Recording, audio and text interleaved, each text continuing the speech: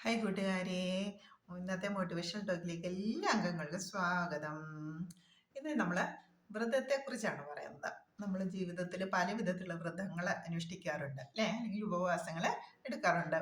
അപ്പം എന്താണ്, നമ്മൾ മാസത്തിൽ ഒരിക്കൽ ഒരു വ്രതം നോക്കുന്നവരുണ്ട്, അല്ലെങ്കിൽ 6 മാസം കൂടുമ്പോൾ വ്രതം നോക്കുന്നവരുണ്ട്, അല്ലെങ്കിൽ വർഷത്തിൽ ഒരിക്കൽ വ്രതം അനുഷ്ഠിക്കുന്നുണ്ട്. അപ്പം നമ്മുടെ ഓരോ വിശ്വാസ പ്രമാണം അനുസരിച്ചിട്ട് നമ്മൾ വ്രതങ്ങൾ നോക്കാറുണ്ട്. വ്രതങ്ങൾ നോക്കുമ്പോൾ എങ്ങനെയാണ്, സാത്വികമായിട്ടുള്ള ഭക്ഷണ രീതിയാണ് നമ്മൾ ആ സമയത്ത് അനുഷ്ഠിക്കുന്നത് അല്ലേ. അപ്പോൾ ഉപവാസം ഒന്നും ആണെങ്കിൽ, നമ്മൾ പൂർണ്ണമായും ഉപവാസമാണെങ്കിൽ നമ്മൾ ഒരു ദിവസത്തേക്ക് ഭക്ഷണത്തെ പൂർണ്ണമായും ഉപേക്ഷിക്കുന്നു അല്ലേ. ഇനി അതല്ല, ഒരു നേരത്തെ വ്രതം അരിയാഹാരം ഉപേക്ഷിച്ചുകൊണ്ടുള്ള വ്രതം അങ്ങനെയുമുണ്ട്. അപ്പം ഈ വിധത്തിലുള്ള ഉപവാസക്രമമാണെങ്കിലും ഒരു നേരത്തെ വ്രതം അനുഷ്ഠിക്കുന്ന സമയത്താണെങ്കിലും എന്താണ്, നമ്മുടെ ദഹന വ്യവസ്ഥയ്ക്ക് വളരെയധികം ആരോഗ്യത്തെ പ്രദാനം ചെയ്യുന്നുണ്ട്. ദഹന വ്യവസ്ഥയ്ക്ക് വളരെയധികം സഹായകരമാകുന്ന രീതിയിലാണ് ഈ വ്രതാനുഷ്ഠാനങ്ങളൊക്കെ ആചാര്യന്മാരെ പറഞ്ഞു വെച്ചിട്ടുള്ളത്. അപ്പം എന്താണ്, ഉപവാസം അല്ലെങ്കിൽ വ്രതം അനുഷ്ഠിക്കുന്നത് വഴി നമുക്ക് ശാരീരികമായിട്ടുള്ള ആരോഗ്യത്തെ മെച്ചപ്പെടുത്താനായിട്ട് സാധിക്കും. ഇതുപോലെ നമ്മുടെ മനസ്സിൻ്റെ ആരോഗ്യത്തെയും അല്ലെങ്കിൽ നമ്മുടെ സംസ്കാരപരമായിട്ടുള്ള ആരോഗ്യത്തെയും നമുക്ക് മെച്ചപ്പെടുത്താനായിട്ട് വ്രതങ്ങൾ അനുഷ്ഠിക്കാനായിട്ട് സാധിക്കും. അതിനുള്ള വ്രതം നമ്മൾ എങ്ങനെയാണ് തുടങ്ങേണ്ടതെന്ന് നമുക്ക് നോക്കാം. അപ്പം നമുക്ക് 365 ദിവസവും നമുക്ക് ആ വ്രതം അനുഷ്ഠിക്കാം. അതായത് ആഴ്ചയിൽ 7 ദിവസമാണുള്ളത്. അപ്പം ഓരോ ആഴ്ചയിലും ഓരോ ദിവസത്തെയും ഓരോ വ്രതം ആയിട്ട് നമുക്ക് അനുഷ്ഠിച്ചുകൊണ്ട് തുടർന്ന് പോകാം. ആദ്യം ഒരാഴ്ച കഴിഞ്ഞ് വീണ്ടും അടുത്ത ആഴ്ച വരുമ്പോൾ അത് തന്നെ റിപ്പീറ്റ് ചെയ്ത് പോകുമ്പോഴേക്കും നമ്മളിലുള്ള മനോമാലിന്യങ്ങളെല്ലാം നീങ്ങി നമ്മളെ സംസ്കാരത്തിൽ വളരെ ഉന്നതിയിൽ എത്തിച്ചേരാനായിട്ട് നമുക്ക് സാധിക്കും. നമുക്ക് എല്ലാവർക്കും സാധിക്കുന്ന കാര്യമാണ്. പക്ഷെ നമ്മൾ ഓരോ സാഹചര്യങ്ങൾ നമ്മൾ മുന്നിലെത്തുമ്പോഴും നമ്മൾ ഉറപ്പിച്ച് പറയണം, ഞാനിന്ന് വ്രതത്തിലാണ്, വ്രതം തെറ്റിക്കാൻ പാടില്ല. അങ്ങനെയല്ലേ, നമ്മൾ ഉപവാസം എടുക്കുമ്പോഴേക്കും നമ്മൾ അങ്ങനെയല്ലേ, എത്ര രുചികരമായിട്ടുള്ള ഭക്ഷണം നമ്മുടെ മുന്നിലെത്തിയാലും നമ്മൾ വ്രതത്തിലാണെങ്കിൽ എന്താ പറയുക, ഞാനിന്ന് ഉപവാസത്തിലാണ് അല്ലെങ്കിൽ വ്രതത്തിലാണ്, എനിക്ക് ഈ ഭക്ഷണം കഴിക്കാൻ പറ്റില്ല, ഞാൻ ആ വ്രതം പൂർണ്ണമായും ആചരിച്ചതിന് ശേഷം മാത്രമേ ഈ ഭക്ഷണം കഴിക്കുകയുള്ളൂ. അങ്ങനെ നമ്മളെ മനസ്സിൽ ഉറപ്പിച്ച് അത് മുറുകെ പിടിച്ചാണ് ഉപവാസം അനുഷ്ഠിക്കുന്നത് എന്ന് പറഞ്ഞതുപോലെ നമ്മുടെ മനസ്സിന് കൊടുക്കുന്ന വ്രതത്തിൽ നമ്മൾ ഓരോ നിമിഷവും പറഞ്ഞുകൊണ്ടിരിക്കണം, ഇന്നത്തെ ദിവസം ഞാൻ ഇന്ന വ്രതത്തിലാണ്, വ്രതം തെറ്റിക്കാൻ പാടില്ല. അപ്പം നമുക്ക് നോക്കാം. ഒന്നാമത്തെ ദിവസം നമ്മൾ എടുക്കേണ്ടത് തിങ്കളാഴ്ച ദിവസം നമുക്ക് എടുക്കാം. തിങ്കളാഴ്ച ദിവസത്തെ നമുക്ക് സമാധാനത്തിൻ്റെ ദിവസമായിട്ട് നമുക്ക് ആചരിക്കാം. സമാധാനത്തിൻ്റെ ദിവസം വളരെ ശാന്തതയോടുകൂടി, നമുക്കറിയാം ഇന്നത്തെ സാഹചര്യത്തിൽ നമ്മൾ വീട്ടിലാണെങ്കിലും ജോലി സ്ഥലത്താണെങ്കിലും അല്ലെങ്കിൽ നമ്മൾ ഇടപഴകുന്ന ഓരോ സ്ഥലത്താണെങ്കിലും എന്താണ്, വളരെ പ്രകോപനപരമായിട്ട് ഇടപഴകുന്ന സാഹചര്യങ്ങളാണ് നമുക്ക് മുന്നിൽ വന്നു ചേരാറുള്ളത് മിക്ക അവസരങ്ങളിലും അല്ലേ. അപ്പം ഇങ്ങോട്ട് പ്രകോപനം വരുമ്പോൾ നമ്മളെ തിരിച്ചും പ്രകോപനപരമായിട്ട് പ്രതികരിക്കുന്ന അപ്പം സാഹചര്യങ്ങൾ വഷളാക്കാറുണ്ട് പലപ്പോഴും അല്ലേ. അപ്പം അതിനുള്ള ഒരു സൊല്യൂഷനാണ് ഒന്നാമത്തെ ദിവസമായ തിങ്കളാഴ്ച ദിവസത്തിൽ നമ്മൾ ആചരിക്കുന്നത്. അപ്പോൾ നമ്മൾ എണീക്കുമ്പോൾ തന്നെ നമ്മൾ അവിടെ ഇരുന്നുകൊണ്ട് തന്നെ നമ്മൾ പറയുക, ഞാനിന്ന് വ്രതത്തിലാണ്, ഇന്ന് ഞാനുമായിട്ട് ഇടപഴകുന്ന ഓരോ സാഹചര്യത്തിലും ഓരോ ആളുകൾക്കും സമാധാനത്തോടു കൂടി മാത്രമായിരിക്കും എൻ്റെ പ്രവർത്തനങ്ങളും വാക്കുകളും ഉണ്ടാവുക, എന്നിൽ നിന്നും ഉണ്ടാവുക. എനിക്ക് മറ്റുള്ളവർക്ക് സമാധാനം പകർന്നു കൊടുക്കാനായിട്ട് സാധിക്കും. എൻ്റെ മനസ്സിലും സമാധാനം, എനിക്ക് സമാധാനത്തോടു കൂടി ഇന്നത്തെ മുഴുവൻ ദിവസവും കഴിച്ചു കൂട്ടാനായിട്ട് സാധിക്കും. ഏതെങ്കിലും ഒരു അവസരത്തിൽ നമുക്ക് വളരെ പ്രകോപനപരമായിട്ട് പ്രവർത്തിക്കണം അല്ലെങ്കിൽ ഇടപെടേണ്ടതായിട്ട് വരികയാണെങ്കിൽ അപ്പം നമ്മൾ മനസ്സിനോട് പറയുക, ഞാനിന്ന് സമാധാനത്തിൻ്റെ വ്രതത്തിലാണ്, എനിക്ക് പ്രകോപനപരമായി ഒന്നും സംസാരിക്കാൻ സാധിക്കില്ല, ഈ വ്രതം അനുഷ്ഠിച്ചതിന് ശേഷം അടുത്ത ദിവസമാകാം അതിനുള്ള മറുപടി അല്ലെങ്കിൽ അതിനുള്ള മറ്റ് തിരിച്ചുള്ള പ്രവർത്തനം അല്ലെങ്കിൽ എന്ന് നമ്മൾ അപ്പം ചിന്തിക്കണം. പിന്നെ ആ പ്രകോപനപരമായി ഉണ്ടാകാവുന്ന സാഹചര്യത്തെ വളരെ സമചിത്തതയോടെ സമാധാനത്തോടു കൂടി അവധാനത ചെയ്ത് ചിന്തിച്ച് അതിന് സൊല്യൂഷൻ കണ്ടെത്തുകയും അതിന് സമാധാനം കണ്ടെത്തുകയും സമാധാനത്തോടു കൂടി നമ്മൾ ആ ഒരു ദിവസത്തെ തിങ്കളാഴ്ച ദിവസത്തെ ഉണർന്നെണീറ്റതും മുതൽ ഉറങ്ങാൻ പോകുന്നത് വരെയുള്ള നമ്മുടെ പ്രവർത്തികളും വാക്കുകളും ചിന്തകളും വളരെ സമാധാനത്തോടു കൂടി ആയിട്ടുള്ളതായിരിക്കണം. ഓരോ മണിക്കൂറിലും നമ്മളത് ആവർത്തിച്ചുകൊണ്ട് മനസ്സിൽ പറഞ്ഞുകൊണ്ടിരിക്കുക, ഞാനിന്ന് സമാധാനത്തിൻ്റെ വ്രതത്തിലാണ്, പ്രകോപനപരമായ ഒരു സാഹചര്യങ്ങളിലും ഞാൻ ചെന്ന് വിടുകയില്ല. അഥവാ അങ്ങനെയുള്ള പ്രകോപനപരമായ സാഹചര്യങ്ങൾ ഉണ്ടായാൽ തന്നെ ഞാനത് വളരെ സംചിത്തയോട് സമാധാനത്തോടു കൂടി മാത്രമേ ഇന്ന് ഡീൽ ചെയ്യുകയുള്ളൂ. എനിക്ക് കാരണം ഞാനിന്ന് സമാധാനം നിലനിർത്തണം എന്നുള്ള ഒരു വ്രതത്തിലാണ്. അപ്പൊ ഒന്നാമത്തെ ദിവസം ഏതിൻ്റെതാണ്? സമാധാനത്തിന്റെ ദിവസമാണ് അല്ലേ? ഇത് നമ്മളിങ്ങനെ തുടർച്ചയായി തുടർന്നുകൊണ്ട് പോകുന്നത് വഴി എന്താണ്, നമുക്ക് സാംസ്കാരികമായിട്ട് വളരെയധികം മെച്ചപ്പെട്ട ഒരു നിലയിലേക്ക് നമുക്ക് എത്തിച്ചേരാനായിട്ട് സാധിക്കും. അപ്പൊ നമ്മൾ സമചിത്തതയുള്ളവരായി, സമാധാനമുള്ളവരായി മാറി അല്ലേ? ഇനി രണ്ടാമത്തെ ദിവസം ചൊവ്വാഴ്ചയാണ്. ചൊവ്വാഴ്ച നമുക്ക് പറയാം, ഞാൻ ഇന്ന് സ്നേഹത്തോടെയാണ് എല്ലാവരോടും ഇടപെടുകയുള്ളൂ.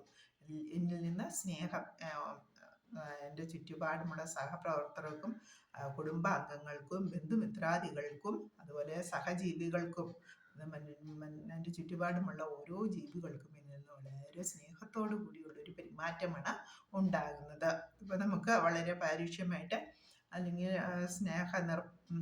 നിർവിഘ്നമായിട്ട് നമുക്ക് പെരുമാറേണ്ട സാഹചര്യങ്ങൾ ഉണ്ടായാൽ പോലും നമ്മൾ മനസ്സിലപ്പോൾ പറയുക, ഞാൻ ഇന്ന് സ്നേഹത്തിന്റെ വ്രതമാണ് ആചരിക്കുന്നത്, എനിക്കിന്ന് എല്ലാവരോടും സ്നേഹത്തോടു കൂടി മാത്രമേ ഇടപഴകാൻ സാധിക്കുകയുള്ളൂ. രണ്ടാമത്തെ ദിവസം ചൊവ്വാഴ്ച എന്ന് പറയുന്നത് സ്നേഹത്തിന്റെ ദിവസമാണ് അല്ലേ?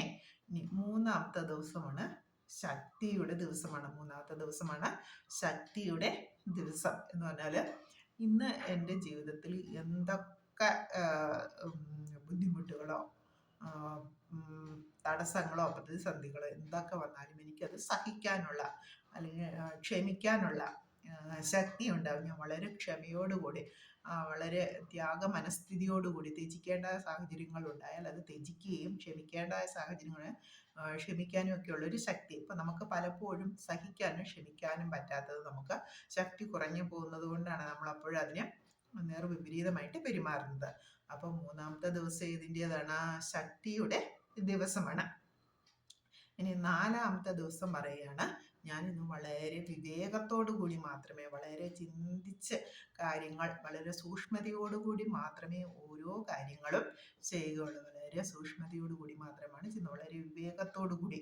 അപ്പം ഞാൻ നമ്മുടെ ഓരോ നിമിഷത്തെ നമ്മൾ പല പ്രവർത്തി ഉണർന്നെണീറ്റാൽ കിടക്കാൻ പോകുന്നത് വരെ ഓരോരുത്തരും നമ്മൾ ഏത് മേഖലയിലാണ് വ്യാപരിക്കുന്നത് ആ മേഖലയിൽ വളരെ അലക്ഷ്യമായിട്ട് പലപ്പോഴൊക്കെ നമ്മൾ ചിലപ്പോഴെങ്കിലുമൊക്കെ നമ്മൾ പെരുമാറാറുണ്ട്. അപ്പം അങ്ങനെ ഒരു നിമിഷം പോലും ഇനിയിരുന്നുണ്ടാവില്ല. ഓരോ നിമിഷവും ചെയ്ത കാര്യങ്ങളും ചെയ്യേണ്ട കാര്യങ്ങളും വളരെ സൂക്ഷ്മതയോടുകൂടി മാത്രമേ ഞാൻ ചെയ്യുകയുള്ളൂ. അങ്ങനെ വളരെ സൂക്ഷ്മതയോടുകൂടി നമ്മൾ ചെയ്യുമ്പോൾ നമ്മളിൽ നിന്നുണ്ടാകുന്ന തെറ്റുകളും വീഴ്ചകളും ഒക്കെ നമുക്ക് കുറയ്ക്കാനായിട്ട് സാധിക്കും. അപ്പം എന്താണ്, വിവേകത്തിൻ്റെ ദിവസമാണ് എൻ്റെ ഈ നാലാമത്തെ ദിവസം. അഞ്ചാമത്തെ ദിവസം അത് വളരെ ശുദ്ധതയോടുകൂടി നിഷ്കളങ്കമായി നിഷ്കപടമായി, അതായത് സത്യത്തിൻ്റെ ദിവസമാണ്. ഇന്നത്തെ ദിവസം ഞാൻ സത്യസന്ധമായിട്ട് മാത്രമേ, കളങ്കരഹിതമായിട്ട് മാത്രമേ എല്ലാവരോടും ഇടപെടുകയുള്ളൂ. എൻ്റെ വാക്കുകളും ചിന്തകളും പ്രവർത്തികളും നിഷ്കളങ്കമായിട്ടുള്ളതാണ്, നിഷ്കപടമായിട്ടുള്ളതാണ്. അവിടെ കളങ്കിതമായിട്ടുള്ള ഒരു കാര്യവും ഞാൻ ചെയ്യുക, അല്ലെങ്കിൽ മറച്ചു വെക്കേണ്ടതായിട്ടുള്ള ഒരു കാര്യം ചെയ്യുന്നതിന് സത്യത്തിന് പ്രാധാന്യം കൊടുത്തുകൊണ്ട് സത്യസന്ധമായ കാര്യങ്ങൾ മാത്രമേ ഞാൻ ചെയ്യുകയുള്ളൂ. അപ്പം നമുക്ക് 5 ദിവസമേ, ഒന്ന് സമാധാനത്തിന്റെ ദിവസം, തിങ്കളാഴ്ച സമാധാനത്തിന്റെ ദിവസം, ചൊവ്വാഴ്ച സ്നേഹത്തിന്റെ ദിവസം, ബുധനാഴ്ച ശക്തിയുടെ ദിവസം, വ്യാഴാഴ്ച അറിവിന്റെ വിവേകത്തോടുകൂടി ചിലവഴിക്കുന്ന ദിവസം, വെള്ളിയാഴ്ച സത്യസന്ധമായിട്ട് വളരെ പ്യൂരിറ്റിയോടുകൂടി നിഷ്കളങ്കമായി നിഷ്കപടമായിട്ട് പെരുമാറുന്നു അല്ലേ? ഇതാണ് എൻ്റെ 5 ദിവസത്തെ ആചരണങ്ങൾ. ഇനി നമുക്ക് 7 ദിവസം ഉണ്ട്, ആഴ്ചയിൽ 7 ദിവസം ഉണ്ട്. നമുക്ക് 5 ദിവസം ആയതേ ഉള്ളൂ. ഇനി അടുത്തത് 6ാമത്തെ ദിവസം അല്ലേ? 6ാമത്തെ ദിവസം ഞാൻ ഇന്നത്തെ ദിവസം എല്ലാവർക്കും വളരെ സുഖം നൽകുന്നു. ഞാനും സുഖമായിട്ടിരിക്കുന്നു.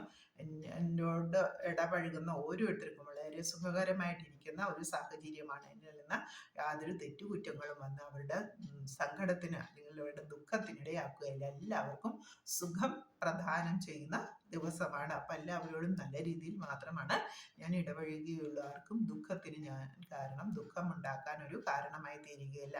എല്ലാവർക്കും സുഖം നൽകുന്നു. അപ്പം നമ്മൾ അങ്ങനെ വളരെ പരുഷമായിട്ട് പറഞ്ഞാൽ പോലും എന്തായി, മറ്റുള്ളവർക്ക് ദുഃഖത്തിന് കാരണമായി. അപ്പം അവരുടെ സുഖം പോയി അല്ലേ? അപ്പം നമ്മൾ ഓരോ മണിക്കൂറുകളിലും അല്ലെങ്കിൽ രാവിലെയും ഉച്ചയ്ക്കും വൈകിട്ടും എപ്പോഴും നമ്മൾ മനസ്സിനെ ഇങ്ങനെ ഓർപ്പിച്ചുകൊണ്ടിരിക്കുക, ഞാൻ ഇന്ന് വ്രതത്തിലാണ്, എല്ലാവർക്കും സുഖം മാത്രം നൽകുന്ന ഒരു ദിവസമാണ്, ഇന്ന് സുഖം കൊടുക്കുക എന്നുള്ളതാണ്. എല്ലാവർക്കും സുഖത്തെ പ്രദാനം ചെയ്യുക എന്നുള്ളതാണ് എൻ്റെ വ്രതം. ഇനി ഞായറാഴ്ച എന്ന് പറയുമ്പോൾ എല്ലാവരും എന്താണ്, അവധി ദിവസമാണ്, ആലസ്യത്തിലിരിക്കുന്ന ദിവസമാണ്, എല്ലാവരും വളരെ സന്തോഷിച്ച് ഇരിക്കുന്ന ദിവസമാണ്. അപ്പം ഞാൻ പറയുകയാണ്, ഞാനും വളരെ സന്തോഷിച്ചിരിക്കുന്നു. എൻ്റെ മനസ്സിൽ നിന്നും മറ്റുള്ളവർക്കും സന്തോഷപ്രദമായിട്ടുള്ള കാര്യങ്ങൾ മാത്രമാണ് എന്നിൽ നിന്ന് വാക്കുകളായിട്ടും പ്രവൃത്തികളായിട്ടും ചിന്തകളായിട്ടും മറ്റുള്ളവരിലേക്ക് വ്യാപരിക്കുകയുള്ളൂ. ഞാൻ മറ്റുള്ളവർക്ക് ഇന്ന് സുഖത്തെ പ്രദാനം ചെയ്യുന്നു. അപ്പം നമുക്ക് ഇങ്ങനെ ആഴ്ചയിൽ 7 ദിവസവും നമുക്ക് ഓരോ വ്രതാനുഷ്ഠാനങ്ങളായിട്ട് നമുക്ക് കഴിച്ചു കൂട്ടാം. അപ്പം ആഴ്ചയിൽ 7 വ്രതാനുഷ്ഠാനങ്ങൾ ഏതൊക്കെയാണ് നമുക്ക് ഒന്നുകൂടി ഒന്ന് നോക്കാം. ഏതൊക്കെയാണ്? തിങ്കളാഴ്ച ദിവസം എങ്ങനെയാണ് നമ്മൾ വളരെ സമാധാനപരമായിട്ട് ഇരിക്കുന്നു. തിങ്കളാഴ്ച ദിവസം വളരെ സമാധാനപരമായിട്ടിരിക്കുന്നു. നമ്മുടെ വാക്കുകളും ചിന്തകളും പ്രവൃത്തികളും സമാധാനപരമായിട്ടുള്ളതാണ്. ചൊവ്വാഴ്ച എങ്ങനെയാണ്? ഞാൻ വളരെ സ്നേഹത്തോടു കൂടിയാണ് എല്ലാവരോടും ഇടപഴകുന്നത്. ചൊവ്വാഴ്ചത്തെ വ്രതം സ്നേഹമാണ്, സ്നേഹം പകർന്നു കൊടുക്കുക. തിങ്കളാഴ്ച നമ്മൾ കൊടുക്കുന്നത് എന്താണ്? സമാധാനം കൊടുക്കുന്നു. എല്ലാവർക്കും സമാധാനം, എൻ്റെ ചിന്തയും വാക്കും പ്രവൃത്തിയും സമാധാനപരമായിട്ടുള്ളതാണ് തിങ്കളാഴ്ച. ചൊവ്വാഴ്ച എന്താണ്? എൻ്റെ ചിന്തയും വാക്കും പ്രവൃത്തിയും വളരെ സ്നേഹത്തോടു കൂടി ഉള്ളതാണ്, വളരെ സ്നേഹത്തോടു കൂടിയുള്ളതാണ്.